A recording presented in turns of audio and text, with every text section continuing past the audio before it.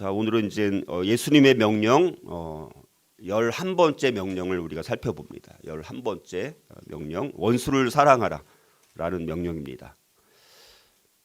자, 우리가 하나님을 믿고 신앙생활하면서 우리가 생각하는 대로 믿으려고 하는 경향이 있어요. 그렇죠? 우리 하나님의 말씀이 있는데 우리가 받아들이고 싶고 이해하고 싶은 말씀만 받아들이려는 경향이 있는 것 같아요. 그래서 그 말씀의 참된 뜻, 원래 예수님께서 우리에게 전하시고자 하는 그 뜻을 알고 우리가 그 말씀을 따라야 되는데, 우리가 가장 또 어려운 명령 중에 하나가 이 명령이 아닌가 생각합니다. 그렇죠? 원수를 사랑하라. 근데 우리가 보통 원수를 사랑합니까? 사랑하지 않습니까? 사랑하지 않아요. 이 명령이 있는데도 우리는 여전히 원수를 사랑하고자 하는 마음 자체가 없을 때도 참 많이 있습니다. 그래서 오늘 이 원수를 사랑하라는 명령, 이거를 우리가 정말 어떻게 실천할 수 있는가라는 어려운 주제입니다. 어려운 주제. 그래서 이 부분을 함께 묵상하기를 원합니다. 자, 하나님께서 우리의 삶을 우리를 부르신 것은 예수님의 인격을 닮아가고 형성하기 위해서 우리를 부르신 것입니다. 자, 우리를 부르신 것은 예수님을 닮아가도록, 그렇죠?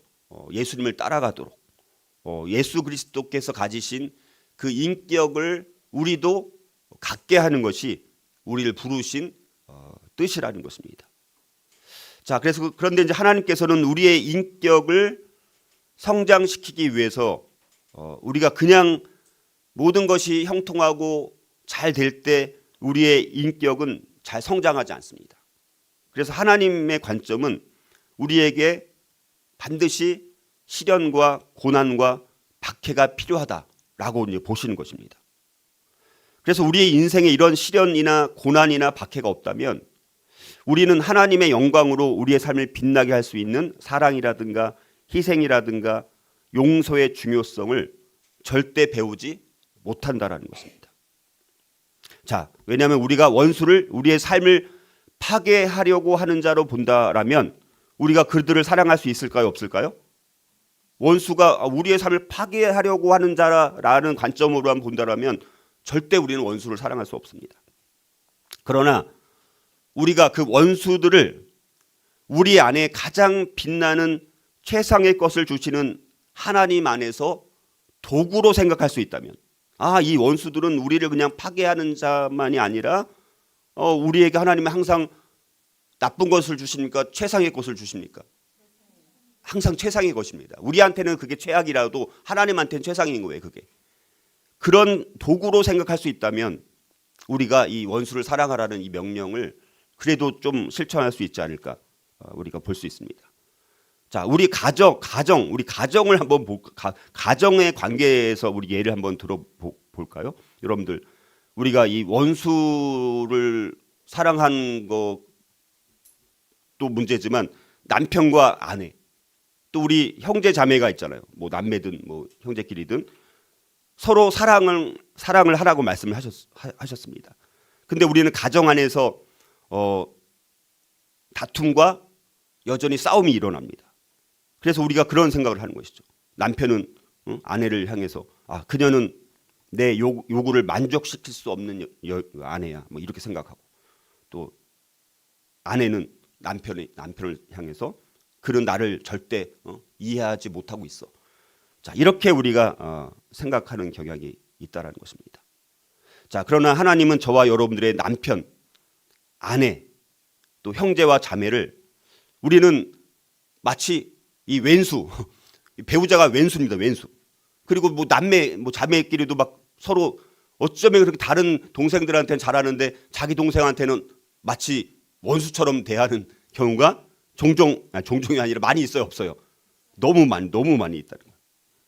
자, 그래서 우리가 이 남편이든 아내든 내 오빠든 남동생이든 누나든 형이든 이 분들, 이 가족은 다 하나님께서 변화의 그 도구로 가족들을 허락해 주신 거예요. 그래서 그들을 우리가 이제 먼저 우리 가족 안에서 왼수 같은 우리 가족들을 사랑하는 것으로부터 먼저 훈련이 돼야 되는 것입니다.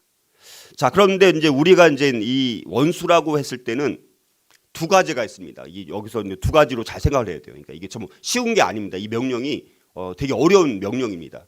그래서 원수는 우리의 원수가 있고 하나님의 원수가 있어요. 우리의 원수가 있고 하나님의 원수가 있다.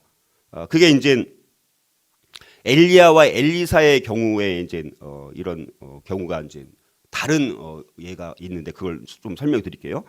자, 성경은 사람의 행위가 여호와를 기쁘시게 하면 그 사람의 원수라도 그와 더불어 화목하게 하시느니라. 잠언 16장 17절에 보면 이렇게 우리에게 약속을 하고 계십니다. 자, 그런데 우리의 행위가, 우리의 삶이 하나님을 기쁘시게 하지 못한다면 하나님은 우리를 어떻게 합니까? 압박합니다. 압박해서 하나님께로 다시 돌이키게 하기 위해서 때로는 원수들을, 대적들을 선동시켜가지고 우리에게 압박을 가하는 거예요. 그때 이 원수들을 그렇게 많이 사용하십니다.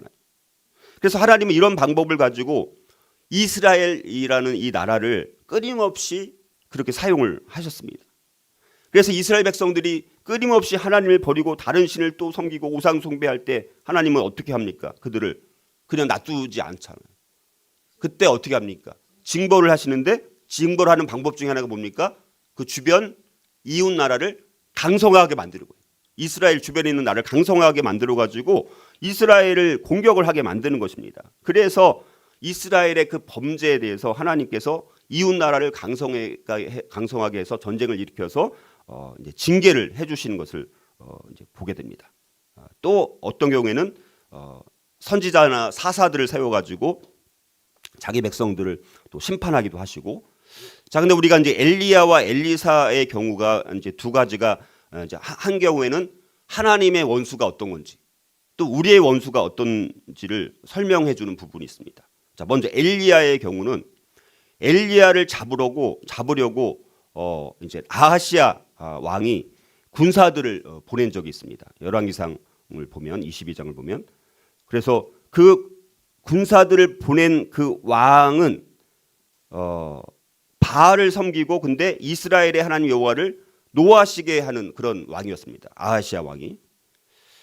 자, 그래서 엘리야는 하늘로부터 그래서 군사들을 보낸 거예요. 엘리야를 잡으려고 아하시아 왕이 군사들을 보낸 것입니다. 그게 이제 뭐 두 번에 걸쳐서 뭐 장군들까지 하면 한 102명 정도를 보냅니다.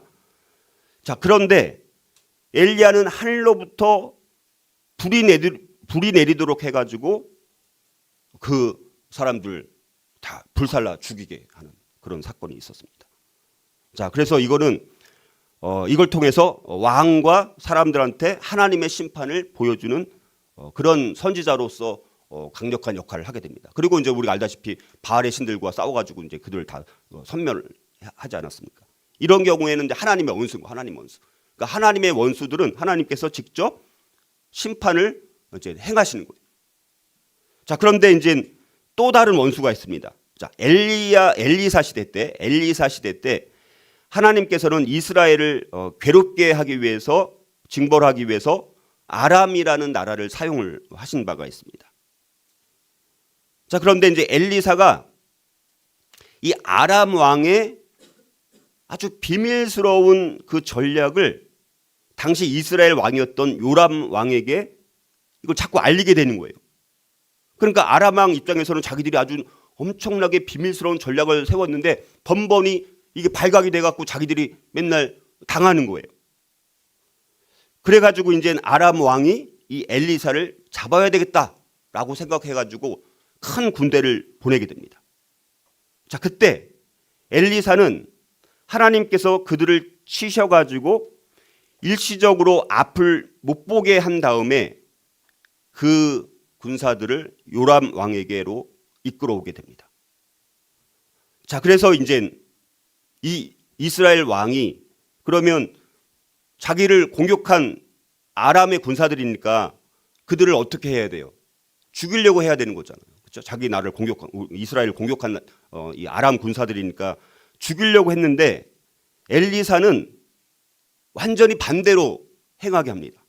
왕으로 하여금 오히려 잔치를 베풀게 합니다. 이게 열왕기하 6장에 나와 있는 내용이에요. 잔치를 베풀게 해가지고 이 군사들 다시 누구한테 돌려보냅니까? 아람 왕한테 다시 돌려보냅니다. 자, 그래가지고 그 결과로 인해서 아람의 이 군사의 그 부대가 다시 돌아가서 또 다시는 이후에 이스라엘 땅에 들어오지 못했다. 이렇게 이제 말씀합니다. 그러니까 이거는 우리의 원수인 경우 이 엘리사가 어떻게 했는지에 대한 하나의 사례가 되는 것입니다. 자, 그래서 이 지금 말씀드렸던 이 엘리사가 행한 행동, 이것들이 오늘 우리가 살펴보는 내 원수를 사랑하라는 그 말씀, 그 지혜와 더불어서 로마서 12장 20절 21절에 보면 이렇게 말씀합니다. 내 원수가 줄이거든 먹이고 목마르거든 마시게 하라. 자, 그리함으로 내가 숯불을 그 머리에 쌓아 놓으리라. 악에게 치지 말고 선으로 악을 이기라. 이렇게 이제 또 말씀합니다. 그러니까 우리가 이 복음이라는 것은, 신앙이라는 것은, 그러니까 우리의 이성과 우리의 판단과 우리의 생각과 다르게 말씀할 때가 너무나 많습니다. 그래서 그 말씀을 우리가 제대로 이해하지 못하면 아까 말씀드린 대로 자기가 생각하는 대로, 자기가 판단하는 대로 그렇게 우리가 살아가게 되는 거예요. 성경의 말씀은 계속해서 예수님께서 우리에게 가르치시는 내용도 그런 것을 계속해서 수정해 주시는 거거든요. 그래서 우리가 그런 말씀을 통해서 계속해서 우리의 생각과 우리가 그냥 이성적으로 세상적인 생각을 갖고 있는 것들을 계속해서 수정하고 바꾸고, 그래서 그리스도의 생각과 그분의 가치관과 그분의 인격을 우리는 계속해서 닮아가야 되는 것입니다. 자, 그러면 이제 누가 우리의 원수냐라는 것입니다. 자, 그래서 우리의 원수는 한 세 가지 종류의 원수가 있는 것을 볼 수 있습니다. 첫 번째 원수는 개인적인 원수입니다. 우리 개인적인 원수. 자, 그래서 우리에 대한 이 원수들의 반응은 어떻습니까? 저주라든가 증오라든가 비방이라든가 박해와 같은 이런 이제 원수들의 반응이 있습니다.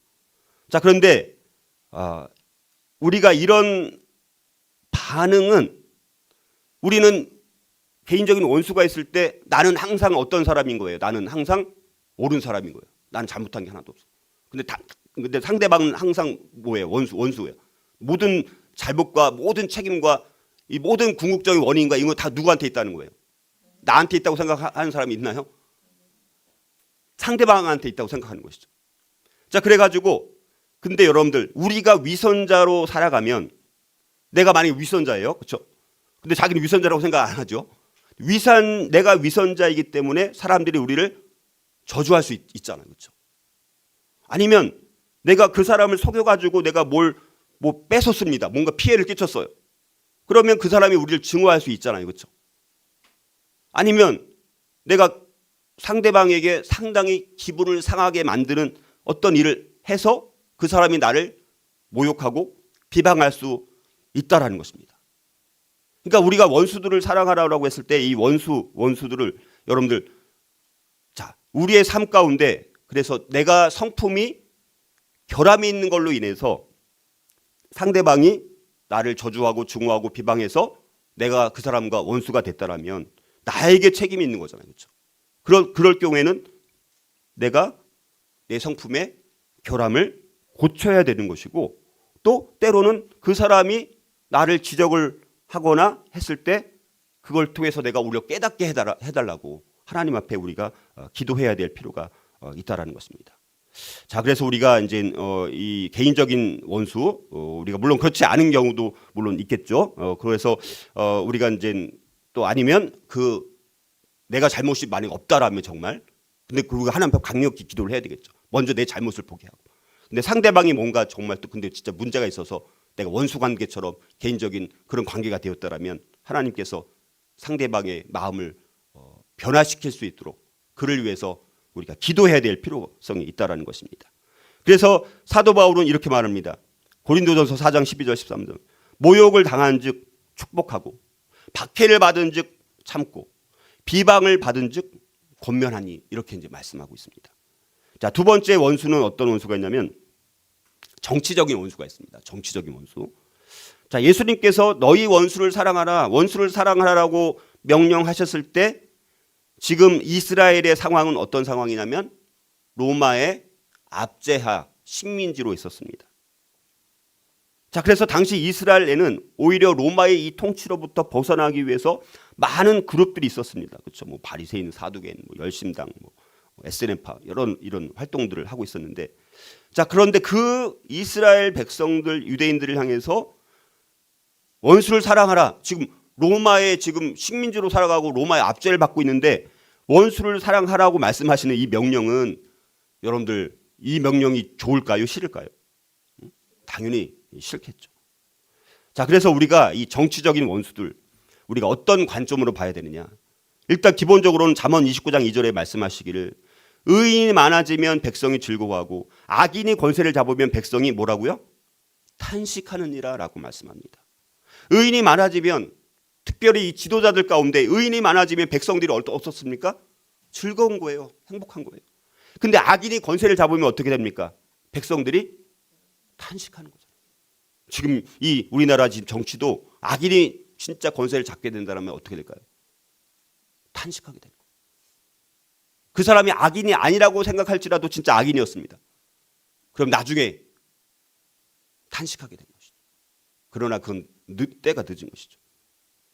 자, 그래서 우리 믿는 사람들은, 특별히 의로운 지도자들, 하나님의 공의와 정의와 사랑으로 백성들을 이끌 수 있는 지도자들을 선출하기 위해서 우리가 선거에 참여하고 또 우리가 여러 가지 일에 참여를 해야 되는 것입니다. 그럼에도 불구하고 결국에는 뭡니까? 누가 그 사람을 세우십니까? 하나님께서 택하신다는 거예요. 그리고 그 택하신 것은 이유가 있습니다. 우리가 원하는 사람이 되든 우리가 전혀 원하지 않는 사람이 되든 하나님께서 택하신 이유가 있다라는 것입니다. 그래서 시편 75편 6절 7절 무릇 높이는 일이 동쪽에서나 서쪽에서 말미암지 아니하며 남쪽에서도 말미암지 아니하고 오직 재판장이신 하나님이 이를 낮추시고 저를 높이시느니라, 이렇게 말씀을 하고 있습니다. 자, 성경은 우리가 세우시기를 원하는 사람들보다는 하나님께서 세우기를 원하시는 그 사람에게 초점을 맞추는 것이 하나님의 관점이 있습니다. 자, 그래서 우리가 여기 보면 디모데전서 2장 2절 4절에 보면 이는 우리가 모든 경건과 단정함으로 고유하고 평안한 생활을 하려 함이라. 하나님은 모든 사람이 진리를 아는 데 이르게 한다라고 말씀을 하고 있습니다. 자, 여러분들, 우리는 그래서 우리가 정말 마음껏 뭐 신앙생활을 하든 우리가 할 수 있는 자유를 누릴 수 있도록 우리가 이 정치 지도자들이 정말 잘 뽑힐 수 있도록 기도해야 되는 우리의 책임이 또 우리가 있다라는 것입니다.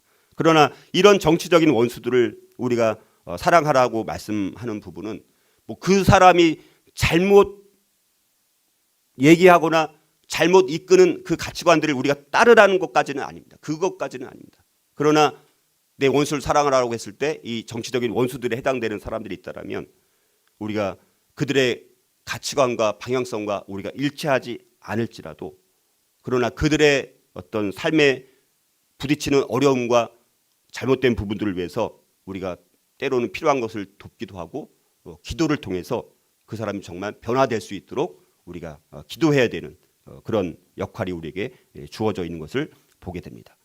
자, 또 우리에게 어떤 원수들이 있냐면 종교적 원수들이 있어요. 종교적 원수들. 이건 일종의 이단 같은 사람들이죠, 쉽게 말하면. 자, 그래서 오히려 이 이단, 이 종교적 원수들의 마음을 움직이는 것이 어쩌면 가장 어려울 수도 있습니다. 이건 진짜 너무 견고해요. 강력합니다. 자, 그래서 이 사람들한테는 우리가 아무리 논증하고 변론을 통해서 변화시키고 그들을 설득시키려고 해도 그게 쉽습니까? 어렵습니까? 너무 어려운 거예요. 그래서 그 사람들의 마음을 움직일 수 있는 것이 있다라면 우리 힘으로 되는 것이 아니라 하나님의 능력으로만 우리가 되기 때문에 그들을 위해서 우리는 강력한 기도를 통해서 변화될 수 있도록 기도해야 되는 것입니다. 사도 바울 같은 경우도 하나님을 강력하게 어떻게 했습니까? 대적했어요. 교회를 핍박한 거예요. 예수를 믿는 사람들 잡아서 감옥에 가두는 그런 일을 했던 사람인데 그 사람이 나중에 어떻게 되는 거예요? 예수를 만나니까 교회를 위해서 정말 엄청나게 인생을 올인해서 살았던 사람 아닙니까? 자, 그래서 우리가 이런 이단들 종교적 이 원수들을 우리가 모든 걸 포용할 수 있는 건 아닌 거예요.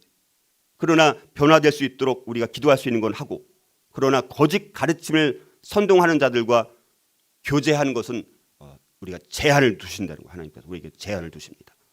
기도할 수는 있지만 그들이 뭐 성공하도록 뭐 그들의 집에 아예 들이지 말라고 말씀합니다. 요한 2서 1장 10절 11절에 보면 누구든지 이 교훈을 가지지 않고 너희에게 나아가거든 그를 집에 들이지도 말고 인사도 하지 말라. 그에게 인사하는 자는 그 악한 일에 참여하는 자임이라. 이렇게 이제 분명히 우리에게 지침을 주고 계십니다. 자, 그러면 이제 오늘 적용으로 이제 들어가서, 그러면 예수님께서 여러 방법으로 하나님의 사랑을 이 원수들을 향한 그 사랑을 나타내셨는데, 오늘 이제 크게 세 가지고 이제 결론 부분 이렇게 네 가지로 나눠서 함께 살펴보고자 합니다. 그러면 우리가 다양한 이런 유형의 원수들이 있는데, 그 다양한 이 유형의 원수들을 대해서 예수님께서 그 하나님의 사랑을 원수들을 향해서 나타내셨던 그 방법처럼 어떻게 우리도 그 원수들을 향해서 하나님의 사랑을 나타낼 수 있을까? 이게 이제 우리의 주제입니다. 자, 첫 번째는요. 자, 우리를 저주하는 자들의 긍정적인 자질들을 축복하고 값없이 용서해 줄 수 있어야 합니다. 우리를 저주하는 자들의 긍정적인 자질들, 장점 같은 것이죠. 장점들을 축복하고 값없이 용서해 줘야 된다라는 것입니다. 자, 그래서 여러분이 축복한다라는 이 축복이란 말은 율로게오라는 말인데, 율로게오. 이것이 이제 영어에 보면 율러지라고 있어요. 영어 율러지. 요게 율러지가 뭐냐면 칭찬이란 말이에요. 칭찬.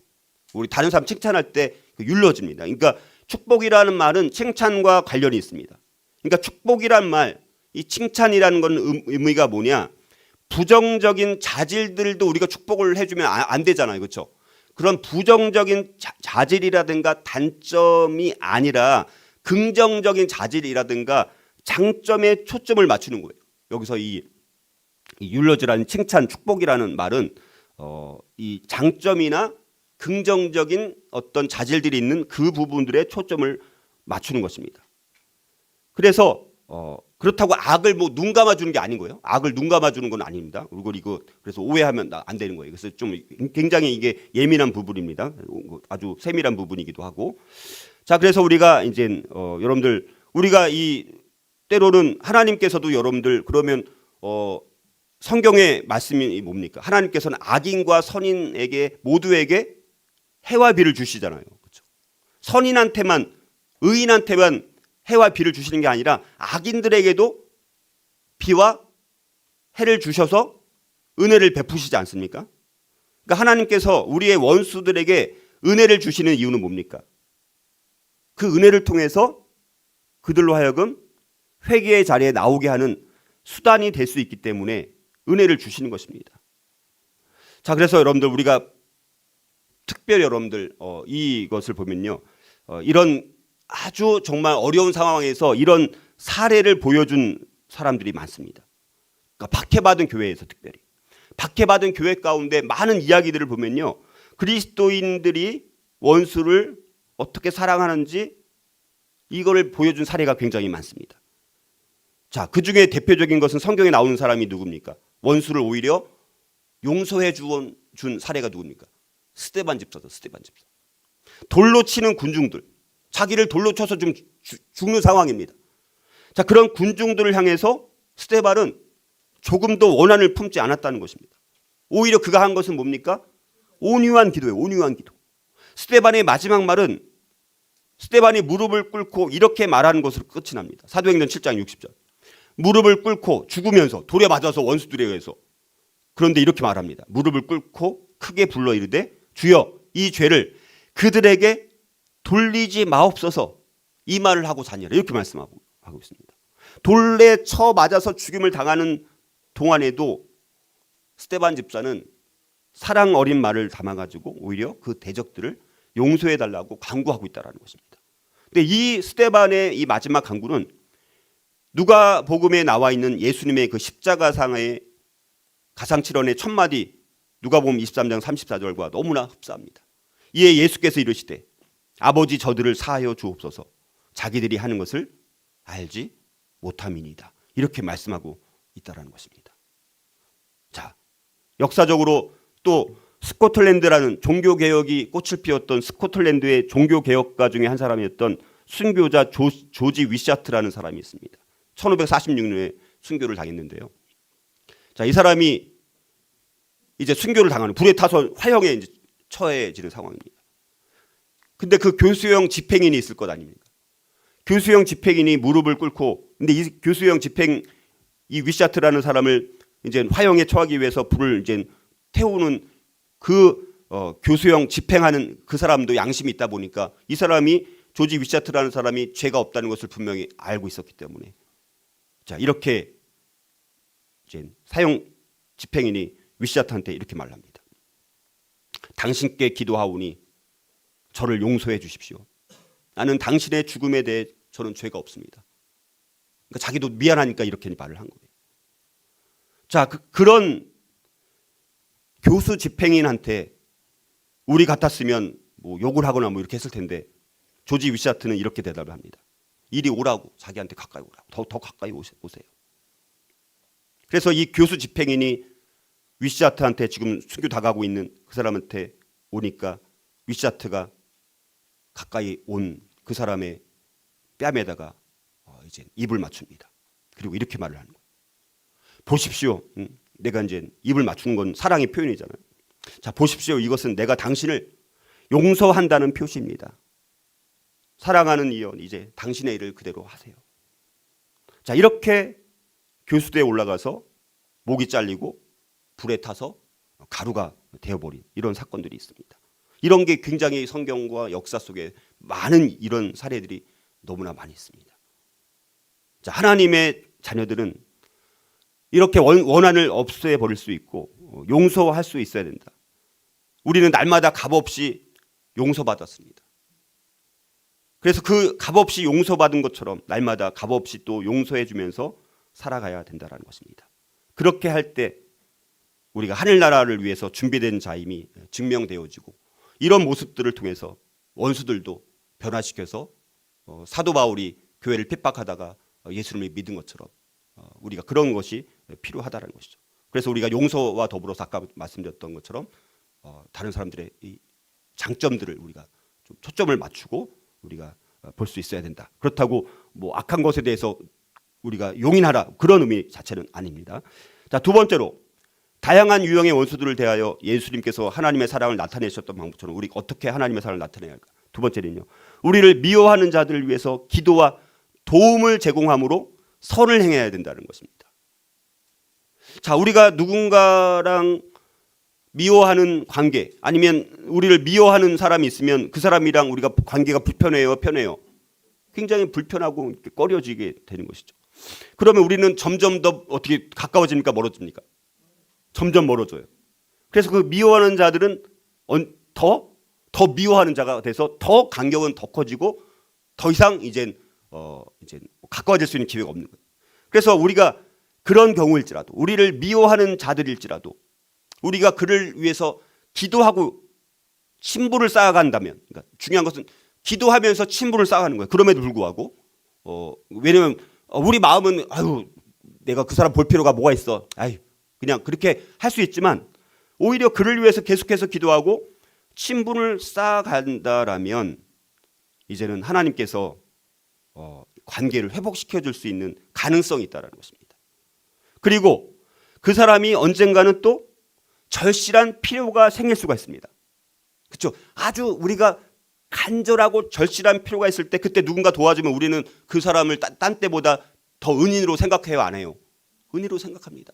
평소에 도와주는 건 뭐 그런가 보다 할 수 있지만, 절대적인 절실한 필요가 있을 때 누군가 도와주면 그때는 원수도 이렇게 내가 어려울 때 날 도와주다니.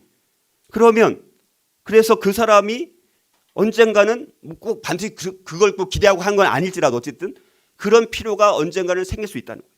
그럴 때 우리가 그를 만약에 섬기되 지혜롭게 그를 돕고 우리가 기도하면서 그를 우리가 어려움으로부터 벗어나게 해주는데 우리가 조금이라도 기여만 할 수 있다면 그게 하나님의 바로 그런 뜻이 아닌가. 그리고 하나님의 진짜 뜻이라면 언젠가 우리가 그렇게 미워하는 사람들을 우리가 그냥 매서 미워하고 그냥 뭐 악하게 대하고 이러면 그런 기회가 안 오지만 우리가 그럴지라도 미워하는 사람일지라도 날 미워하는 사람일지라도 우리가 그렇게 기도하고 치부를 쌓아가고 필요를 이제 절실한 필요가 있을 때 내가 도와주리라. 하나님께서 그 지혜를 주십시오. 깨닫게 해 주십시오. 이렇게 기도하고 있다라면 하나님께서 그 기회를 우리에게 주실 수 있다는 것입니다.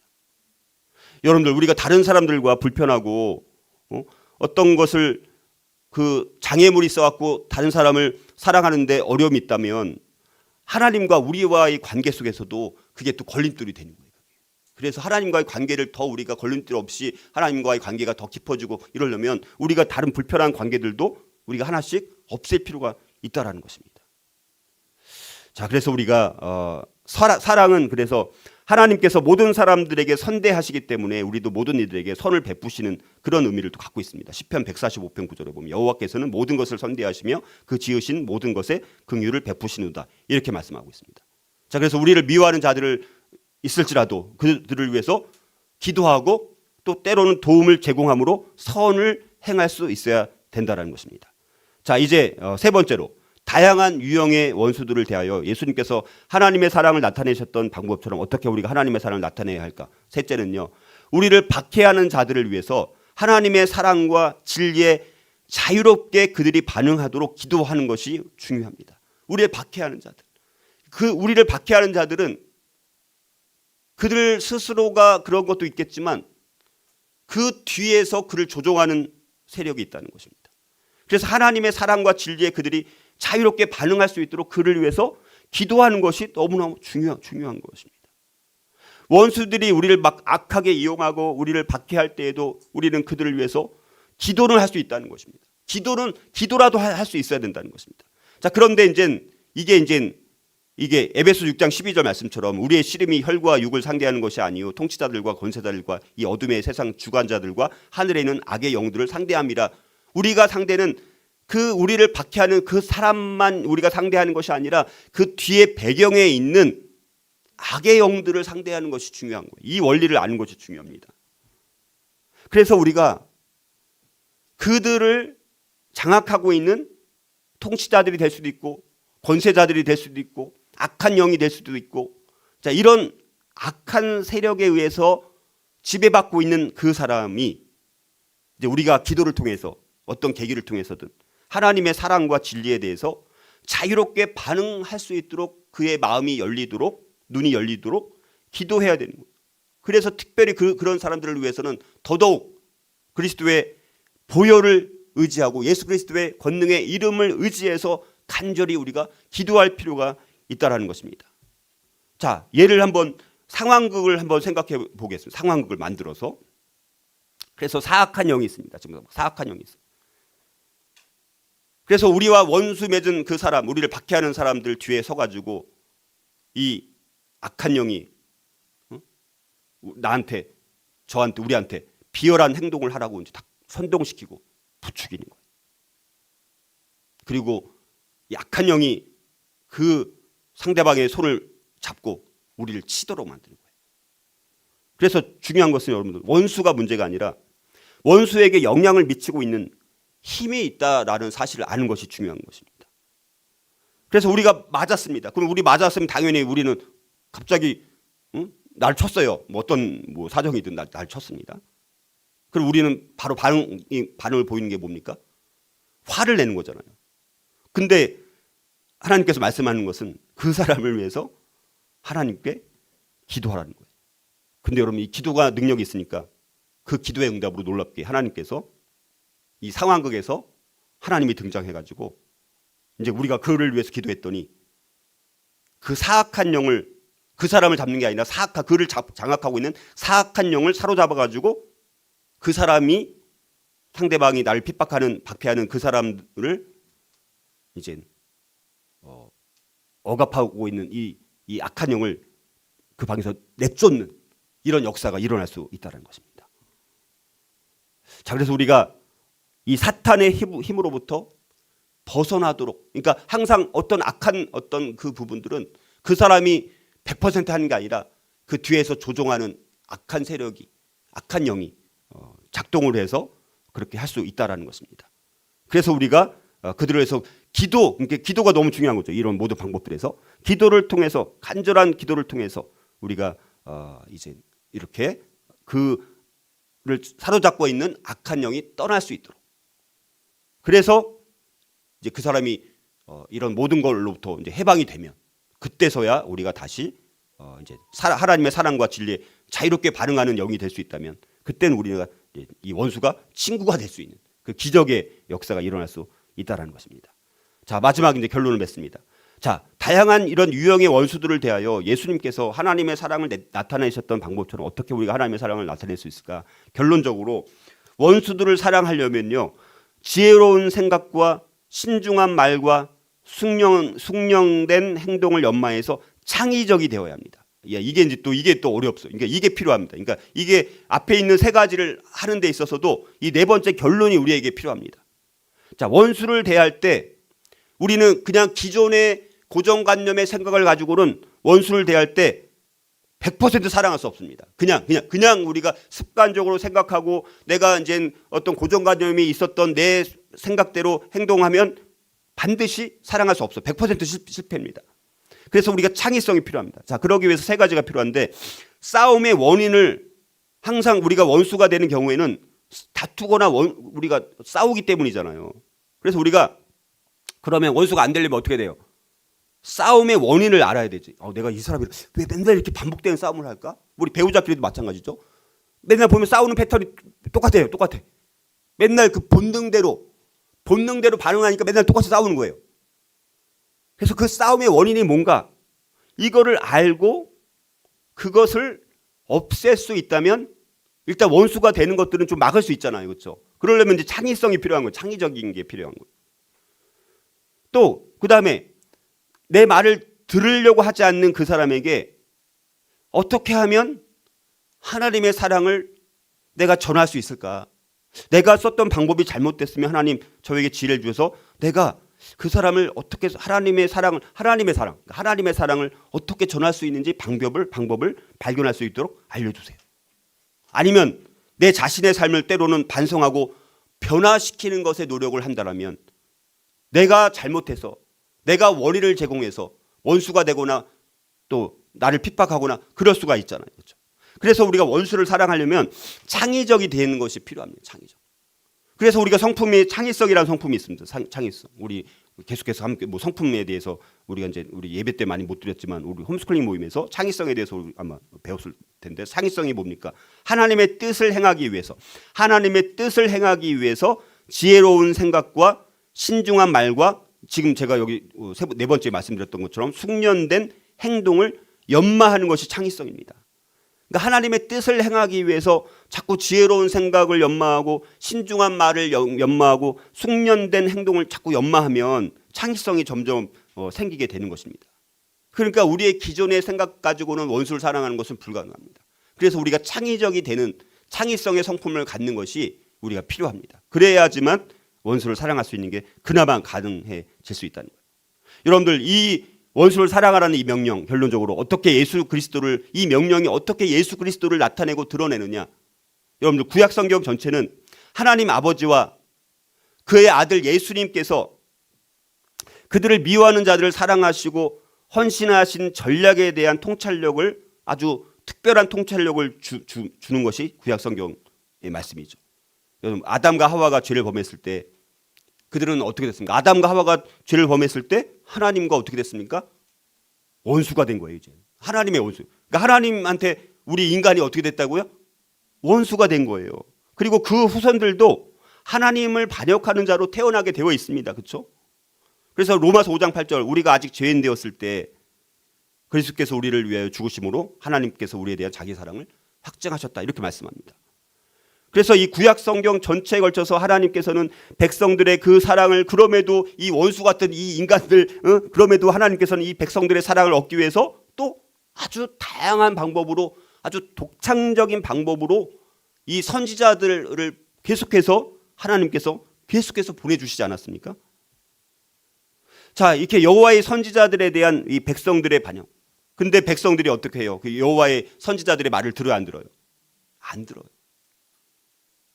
자, 그래서 여호와께서 보내주신 그 선지자들에 대한 반역은, 백성들의 반역은 하나님께 대한 반역이기도 한 거예요. 그러면 우리가 원수를 사랑하라. 그러면 우리가 원수를 우리는 원수를 사랑하지 않잖아요. 그러면 하나님께서 끝내야 되는데, 근데 최후에 그럼에도 불구하고 그렇게 끊임없이 선지자를 보냈는데도 그 선지자를 막 죽이거나 막 욕되게 하고 그렇게 모욕을 주고, 근데 그 모욕은 하나님에 대한 모욕인데, 그럼에도 하나님께서 인내하시고 나중에 어떻게 됩니까?